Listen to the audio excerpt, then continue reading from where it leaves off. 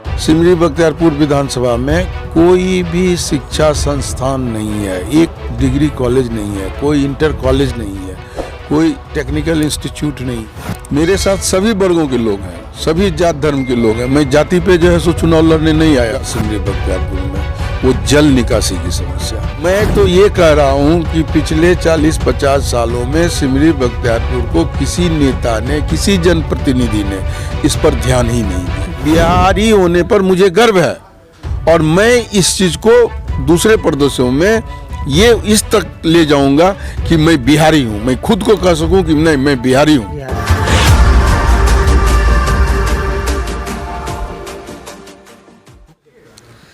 नमस्कार, आप देख रहे हैं नेक्स्ट फुटेज। मैं हूं सरफराज आदिल। इस वक्त बिहार में चुनावी घमासान जोरों पर है।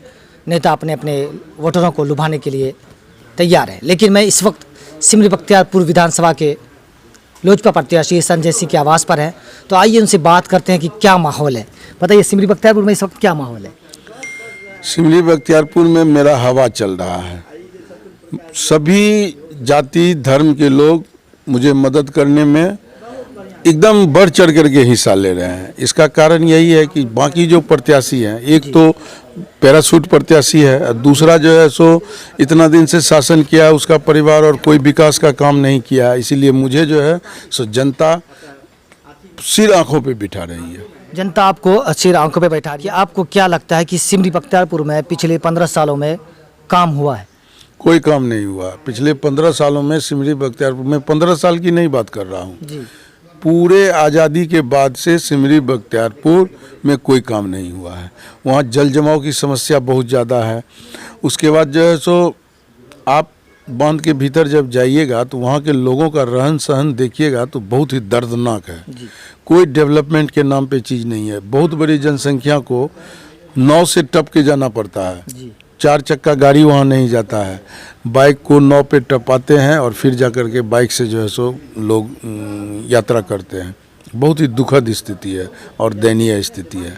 उसके बाद सिमरी बख्तियारपुर में आप सड़क की स्थिति से वाकिफ़ होंगे, बहुत ही खराब सड़क है। सब पूरा शहर की मैं बात कर रहा हूँ।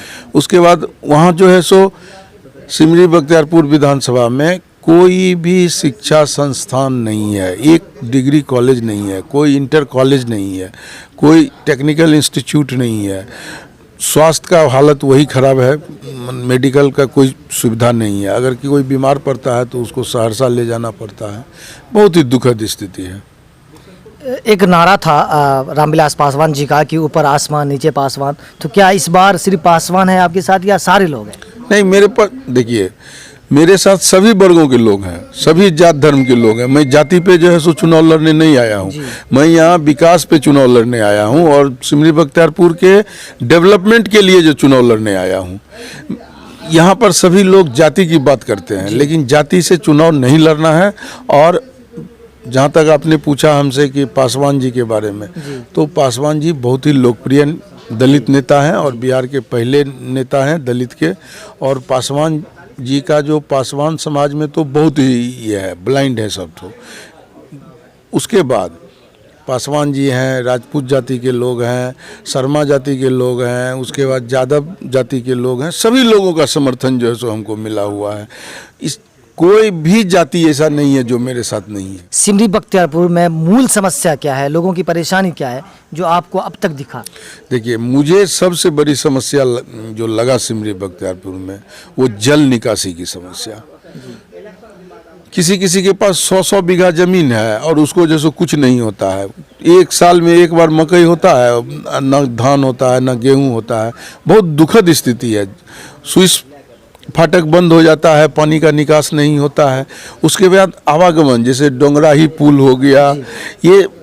उसके बाद आप कदुम्बर कैसे जाइएगा बताइए? कदुम्बर जाना चाहता है आदमी, कदुम्बर नहीं जा सकता है। भमरी जाना चाहता है, भमरी नहीं जाना पड़ सकता है। तो यहाँ बहुत ही दुखद और बहुत, मैं तो ये कह रहा हूँ कि पिछले 40-50 सालों में सिमरी बख्तियारपुर को किसी नेता ने, किसी जनप्रतिनिधि ने इस पर ध्यान ही नहीं कि चिराग पासवान ने क्यों एनडीए से अलग होने का फैसला किया, क्या वजह थी? नहीं, देखिए, चिराग पासवान हमारे राष्ट्रीय अध्यक्ष जी बहुत ही नए युग के नेता हैं और उन्होंने अपना एक बिहार फर्स्ट और बिहारी फर्स्ट के तहत जो भी मेरा एजेंडा है, उस एजेंडा को कहा कि जो आप इसे लागू कीजिए, क्योंकि वो नीतीश कुमार जी के साथ निश्चय को घोटाला है, वो घोटाला ही है। और हम जब आप वो मेरा डॉक्यूमेंट्री विजन पढ़ेंगे, मैं आपको दे देता हूँ, तो देखिएगा कि हम कैसे रोजगार की डेवलपमेंट की बात करते हैं, टूरिज्म की बात करते हैं, उद्योग की बात करते हैं, शिक्षा की बात करते हैं, स्वास्थ्य की बात करते हैं।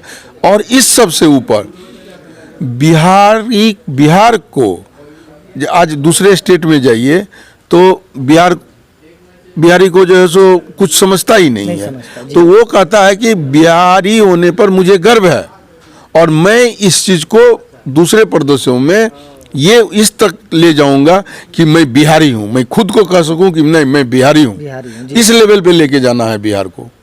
अगर आप यहाँ से आप जीतते हैं तो आपका पहला संकल्प क्या होगा सिमरी बख्तियारपुर के लिए? मैं अगर यहाँ से जीतता हूँ तो मैं 2-3 चीज़ ध्यान में रख रहा हूँ। पहला तो स्वास्थ्य और शिक्षा की, तो स्कूल कॉलेज और हॉस्पिटल की बात कर रहा हूँ कि वो खुलवाने का मैं प्रयास करूँगा। और उसके बाद मैं चाहता हूँ कि यहाँ पे रोजगार का ऐसा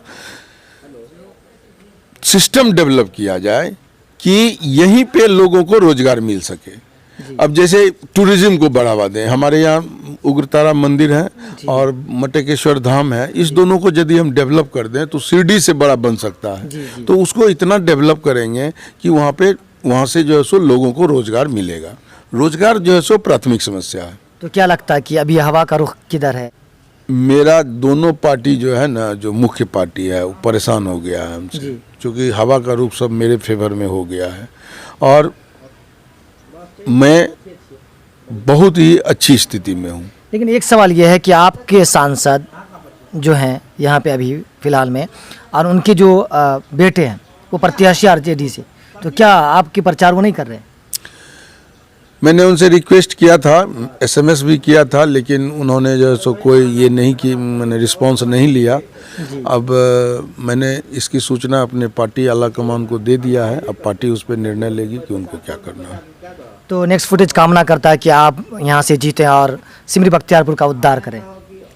जी, मैं सिमरी बख्तियारपुर की जनता के लिए यही कहना चाहता हूँ कि आप एक नए लोगों को वोट दीजिए ताकि जो है सो आपका काम करे और सिमरी बख्तियारपुर का विकास हो।